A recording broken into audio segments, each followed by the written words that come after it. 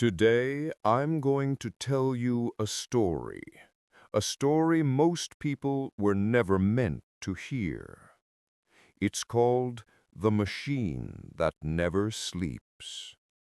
It's about power, control, and the illusion of freedom, a truth that began centuries ago and still rules our lives today. So, before we begin, take a seat, put your phone away, and listen carefully. Because once you hear this story, you'll never look at the world the same way again. And if you want more stories like this, make sure to subscribe. In the year 1768, when the harbors of the New World swelled with the restless breath of commerce, a man named Samuel Gray labored among the shipyards of a colonial town that had not yet learned to call itself a nation. The air there was dense with tar and the weary moans of wood bending under hammer blows. Every morning the same procession of bent backs and calloused hands moved beneath the mist, the tide of labor swelling and breaking with the rhythm of the sea. Samuel's life, like the lives of those around him, was tethered to the mast of necessity, bound to the mercy of men whose names were written in ledgers rather than on gravestones. He had come to the colonies from England 5 years earlier, lured by promises whispered across the Atlantic of independence, of honest wages, of land and freedom. Yet he found none of it. Instead, he found the company, a faceless consortium that owned the ships, the docks, the warehouses, the taverns, and even the debts that bound the men who worked within its shadow. The company was not a government, yet its reach exceeded that of any crown. It had no soldiers, yet its will was enforced by hunger and by the quiet, efficient machinery of debt. Every week Samuel's pay was marked against the cost of his lodging in company quarters, against his food from company stores, against tools that broke under the strain of his own hands and were replaced at prices only the company could set. It was a circular economy of servitude, and though none called it by that name, every man in the yard understood that he was bought and sold not once, but continually, each week's toil redeeming the last and indebting the next. The company's overseers rarely appeared. Orders came by letter, sealed with wax that bore a sigil no man in the yard dared question. The letters spoke of quotas and contracts, of timber shipments bound for distant lands, islands whose names the workers would never know. Above the harbor, on the hill, the company house stood like a fortress of glass and iron. At night, its windows burned with candlelight, while the rest of the town lay in darkness. Rumor held that the men who gathered there spoke not of kings or colonies, but a prophet, as though it were a god to whom all men must bow. Samuel worked without complaint, for complaint was a luxury. The world had taught him early that words changed nothing unless they were written in ink and accompanied by wealth. He had neither. His only wealth was his endurance, and that too was slowly being spent. Yet within him lingered a spark, not of rebellion, but of quiet defiance, a stubborn belief that the soul of a man could not be owned, even if his labor could. The days blended into one another, as if time itself were another tool of the company, measured, controlled, and sold. The hammer's strike became the pulse of the town. Ships grew from the skeletons of trees, rising like monuments to a commerce that devoured forests, rivers, and men alike. Each ship that left the dock carried more than cargo. It carried away a piece of the men who had built it.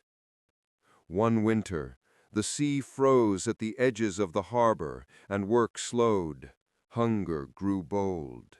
The company reduced wages under the guise of necessity, claiming losses from distant markets. The men grumbled, but bent their heads. What else could they do?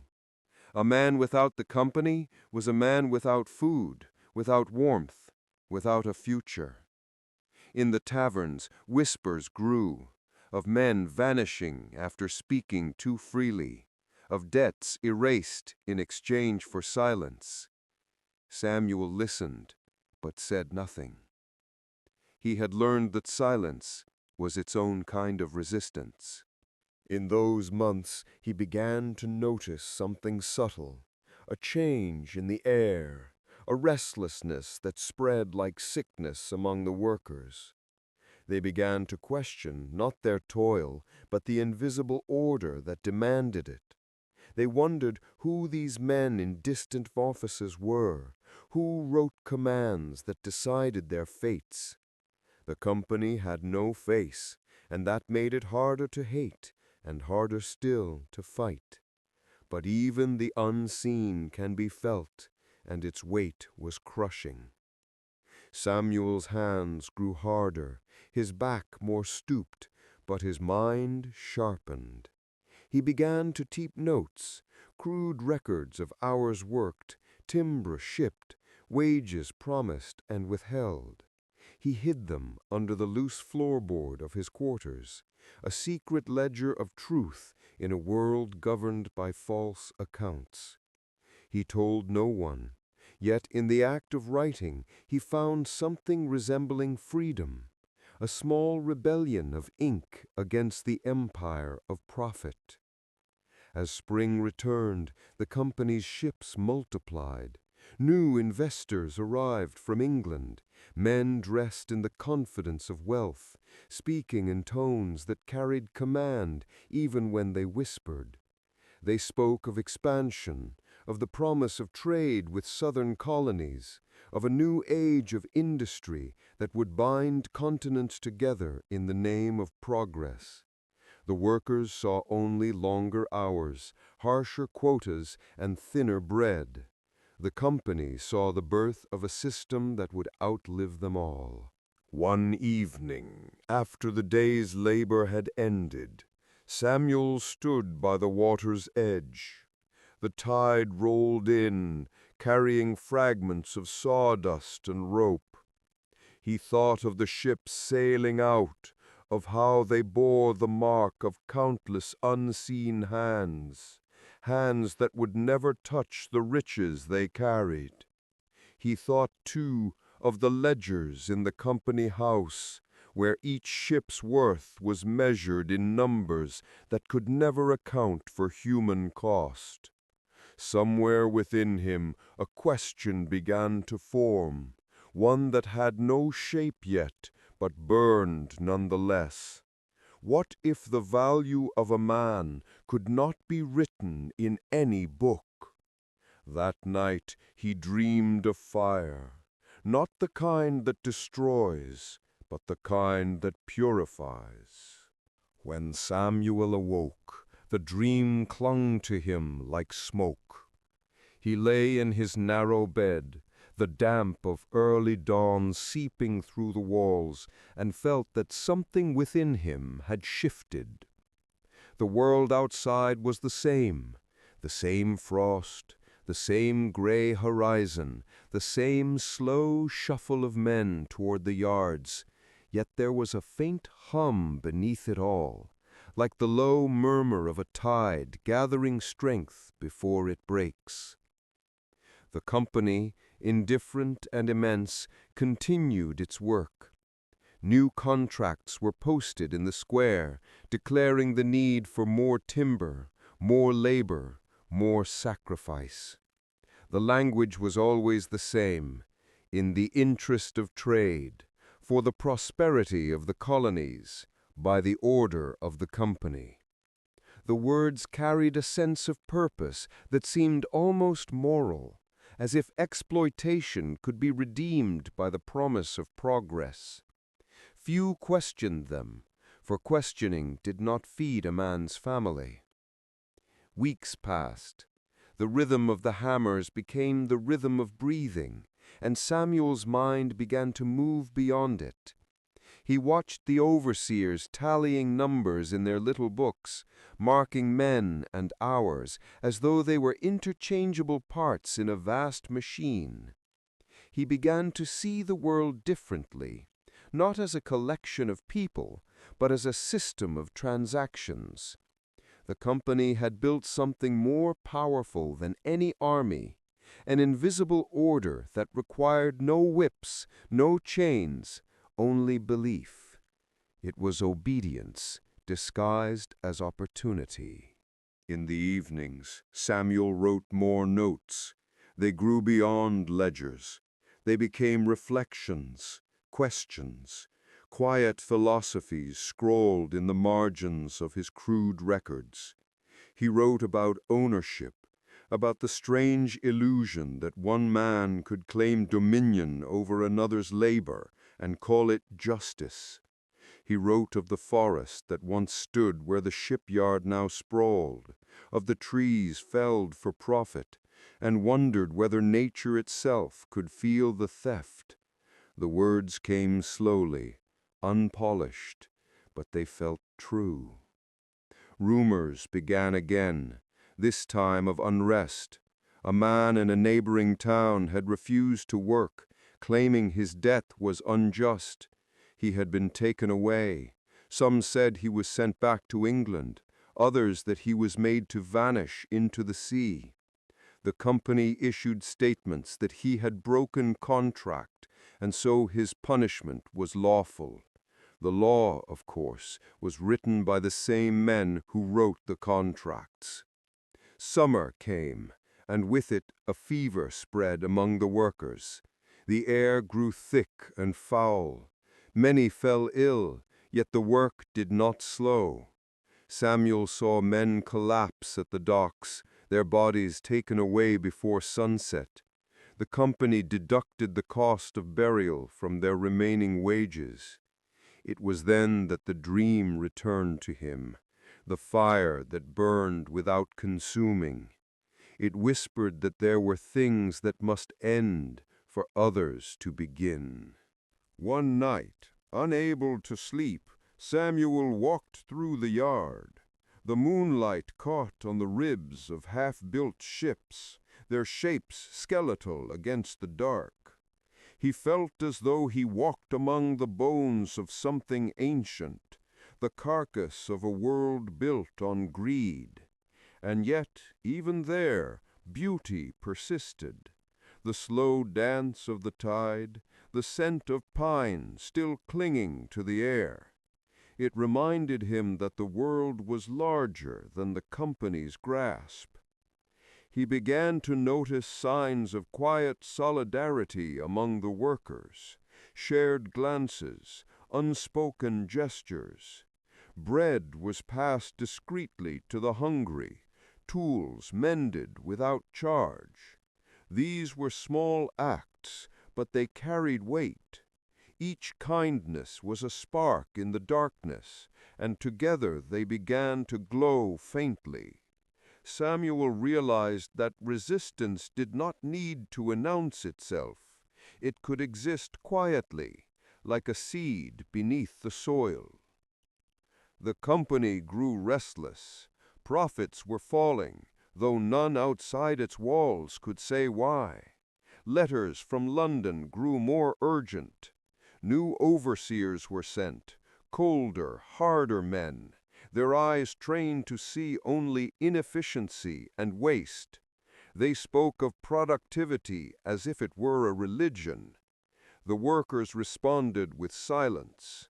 It was a silence that unsettled the overseers, for it could not be measured or punished. It was the silence of men who had seen through the illusion. Then came the storm.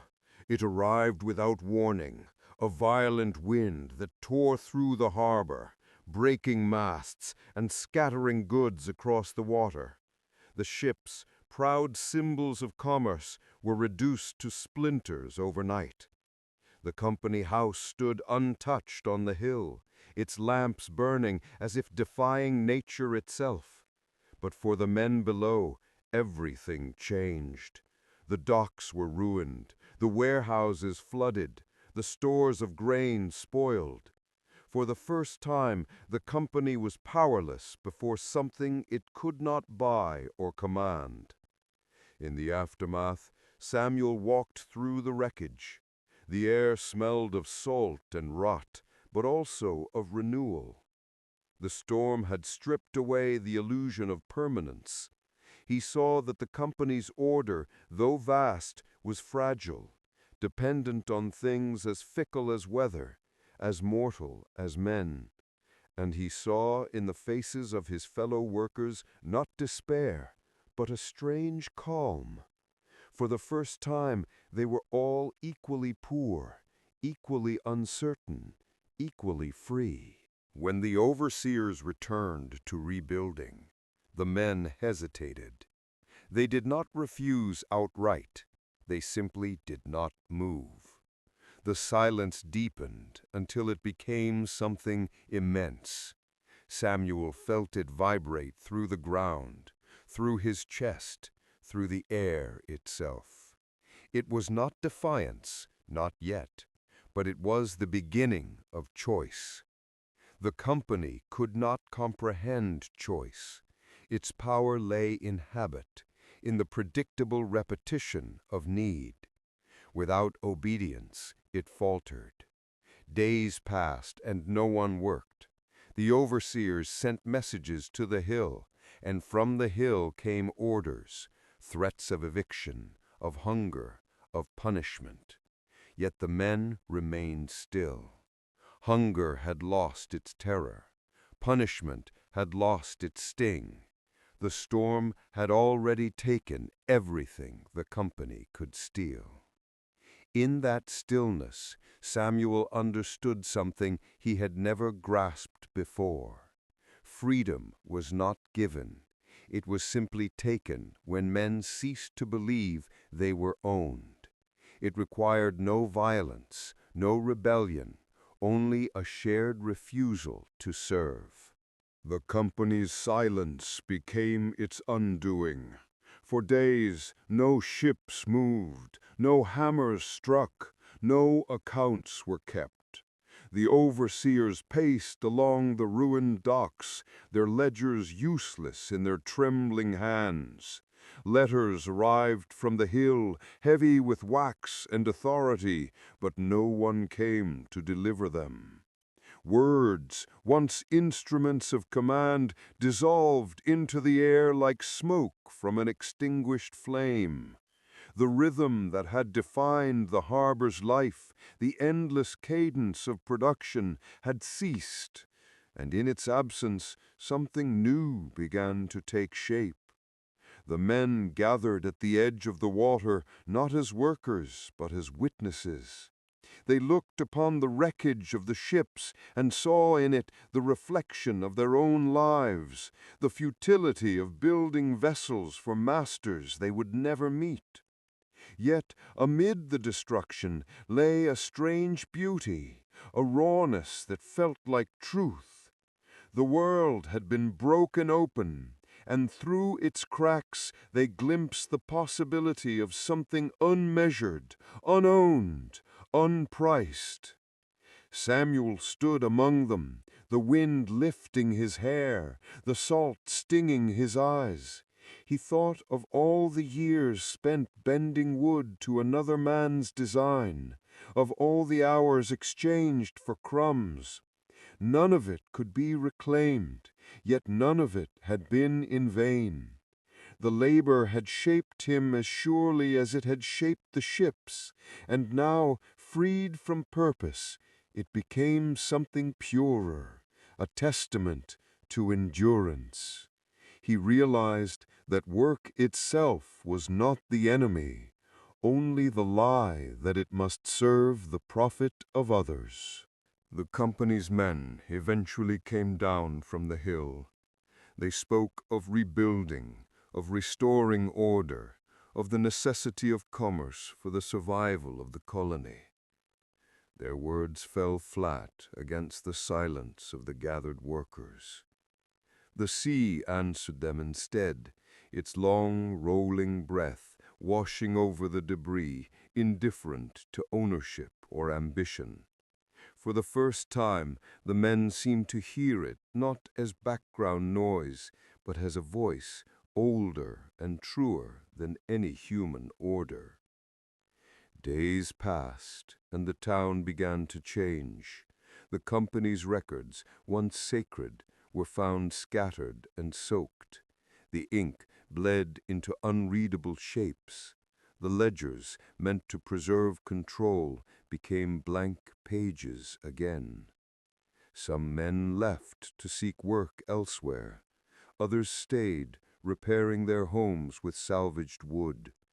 Trade resumed in small ways, honest ways, fish for bread, grain for tools. No overseer dictated the terms. The old system, stripped of its illusion, no longer held them. Samuel remained by the harbor. He rebuilt his small room, patched the roof, and continued to write. But now his words were different. They no longer recorded debt or injustice. They observed life, the flight of gulls, the rhythm of waves, the slow return of green to the ruined earth. He found meaning in simplicity, and though he owned little, he felt wealth in every breath of freedom. The fire that had haunted his dreams still burned, but now it was gentle, warming rather than consuming. The company tried to return, of course. It sent new representatives, newer promises, newer debts disguised as opportunity. But something fundamental had shifted. The men listened, nodded politely, and did not sign. They had learned that dependence is not law, but habit, and habits can die. The company's letters went unanswered, and its seals meant nothing. What had once been an empire of contracts was now a collection of forgotten papers. Seasons turned. The harbor slowly healed.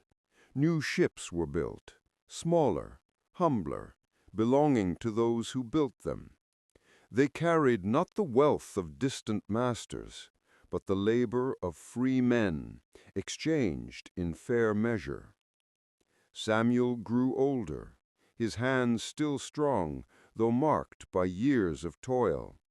He found peace not in rest, but in the quiet rhythm of work chosen rather than compelled. He became a kind of myth in the town, not a leader, not a hero, but a reminder of what could endure when men refused to surrender their dignity. Sometimes, when the tide was high and the wind blew from the east, he would climb the hill where the company house once stood. It was empty now, its windows dark, its papers scattered like dry leaves. He would stand there and look out over the harbor, watching the water shift from gray to gold in the morning light. The world had not changed entirely. Greed still found its way into new forms, new names. But beneath it all, the lesson remained. Nothing built on the subjugation of others can stand forever. In those quiet moments, he would think of the younger men who had come after him, those who still believed that progress required chains, that prosperity demanded obedience. He did not judge them. He understood how easily belief can be bought when hunger is near. Yet he hoped they might one day see what he had seen, that freedom is not a gift to be granted, but a truth to be remembered. When he died, no monument was raised, no record kept. The sea carried away his body, as it had carried so much else. But in the town the story of the storm endured. It was told in whispers, in work songs, in the rhythm of hammers striking wood. Each generation reshaped it, but its core remained. The tale of men who had once been owned, and who, in a single act of stillness, had taken back their lives. And though centuries would pass, and the world would again find new ways to bind men through wages and credit and fear, the memory of that silence, that brief, sacred refusal, lingered like a ghost in the foundations of every factory, every office, every tower of glass. Somewhere, deep beneath the machinery of profit, it waited, patient as the tide, ready to rise again. The century turned, and the harbor of Samuel Gray's time existed now only in faded ink and broken timbers buried beneath concrete. The sea still breathed, but its song was muffled by the grind of machines. The age of sails had become the age of smoke. Towers rose where forests once stood, and the company, though it no longer bore that name, lived on under 1,000 different ones, its soul intact, though its face renewed.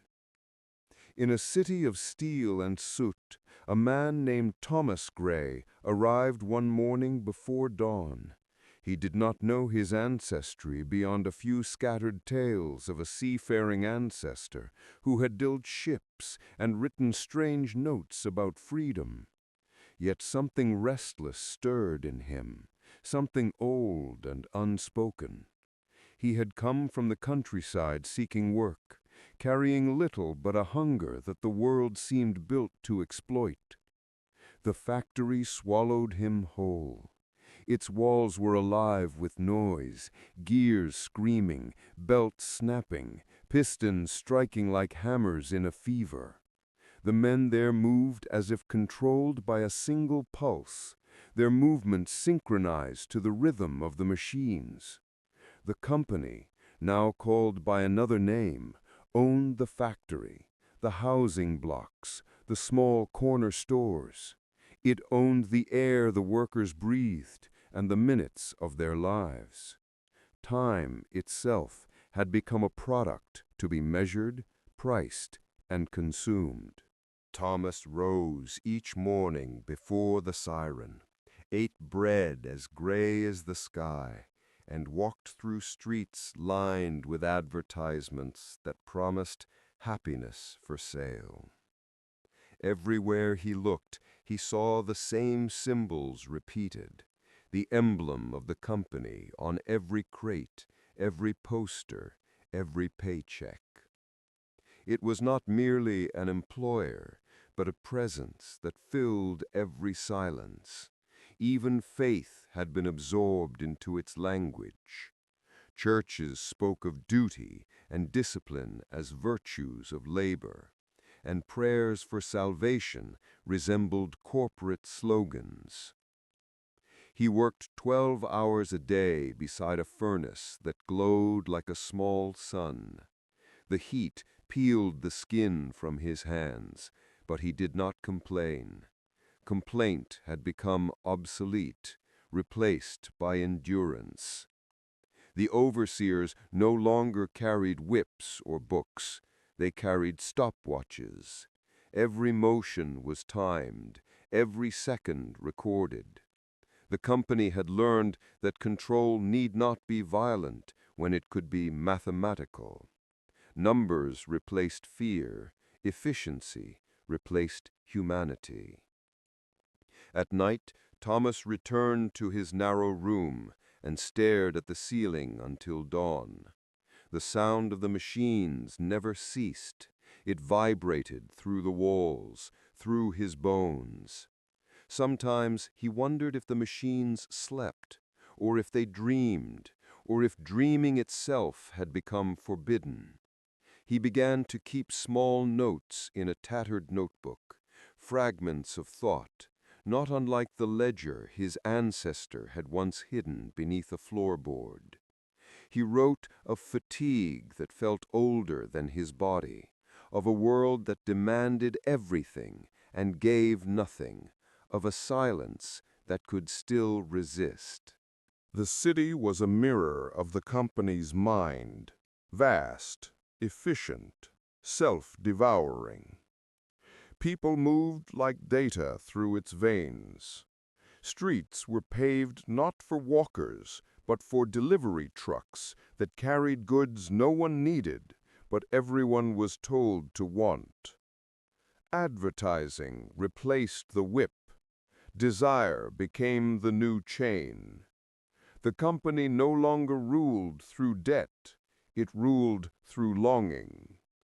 Men bought what they did not need, worked for what they could not keep, and called it freedom. One morning, as Thomas walked to the factory, he noticed the sky was different. The smoke, usually black and thick, had parted just enough for the sun to pierce through. It struck the glass of the corporate tower across the river, and for an instant the whole structure blazed like a torch. He stopped to look. Around him, others continued walking, their eyes lowered, their pace unbroken. But Thomas stood still, transfixed by the reflection. It reminded him of something he could not name, perhaps a memory not his own, something inherited through silence rather than story. In that moment, he realized how small the tower was against the sky. It seemed powerful only because men believed it to be. The illusion was fragile. He felt it tremble, though the air was still. He went to work as usual, but something in him had shifted. He began to see the factory differently, not as a prison, but as a place of gathering. Thousands of men moving in unison were not merely labor, they were potential. The same rhythm that enslaved them could, if turned, unmake the machine. Weeks passed. Accidents grew common. Wages fell. Promises of reform filled the newspapers, but never reached the floor. The men whispered between shifts, though the noise drowned most words. Thomas said nothing, but he listened. Beneath the machinery, beneath the noise, he began to hear something, a rhythm older than steel, deeper than commerce. It was the same silence his ancestor had once known, the stillness that precedes a tide. Then came the blackout. The city lost power one night, the first in decades. The machine stopped. The noise ended. For a long moment, no one moved. It was as if the world had forgotten how to breathe. The air filled with its own emptiness. Men lifted their heads, seeing the stars for the first time in years. They shone above the smokestacks like forgotten truths. In that darkness, no overseer held power. No clock dictated value. Time returned to its natural rhythm. Thomas stood among them, hands black with soot, eyes reflecting starlight. He felt the silence settle over the factory floor, the same sacred quiet that had once halted an empire by the sea. Around him, men began to speak softly, not of rebellion, but of life. They spoke of families, of hunger, of what it meant to be human again. The company's managers shouted orders when the lights flickered back, but their voices carried no authority. Once men have heard silence, they cannot unhear it. In the following weeks, work resumed, but something was different. The pace slowed, imperceptibly at first. Accidents lessened. The overseers complained of inefficiency. The men shrugged. They had begun to reclaim small moments, a shared glance, a pause before the whistle, a breath taken without fear. These were invisible acts of defiance, and they spread quietly. The company noticed, of course. It sent inspectors, issued threats, cut wages. Yet control no longer felt complete. The machinery of obedience had developed a fault that could not be repaired. Thomas kept writing, his notebook filled with thoughts that had no audience, no purpose, except to remind him that he still existed beyond the company's reach. He wrote of the stars that had shone during the blackout, of how they had seemed close enough to touch, of how silence could be more powerful than the roar of any machine. The words were simple, unrefined, but they carried truth. He hid the notebook beneath his bed, as his ancestor had once done, without knowing why. Years passed. The world changed again. New technologies replaced old ones, new companies replaced the old names, but the system endured, refined, invisible, omnipresent. Yet within it, small acts of awareness persisted, like cracks in a flawless surface. Every generation rediscovered the same truth, that control survives only through belief, and belief can falter. Thomas grew older, his body worn by labor, but his mind remained unbroken. On his final day in the factory, he stood at the same furnace he had tended all his life. The company had become a name spoken like weather, constant, accepted, meaningless. He felt no hatred toward it, only understanding. He knew now that power, like fire, consumes itself when left unchecked. He turned off the furnace for the last time and walked outside. The sky was gray again, but he saw light behind it. He left the city soon after. No one noticed his absence. The machine continued without him. He walked until the noise faded, until the air smelled of soil instead of smoke. He found a river, wide and slow, and sat beside it. The water carried reflections of a world both old and new. He imagined ships sailing once more, not of steel, but of wood, built by hands that had learned long ago that nothing lasts forever except the will to be free. As the sun set, Thomas opened his notebook and read the first words he had ever written.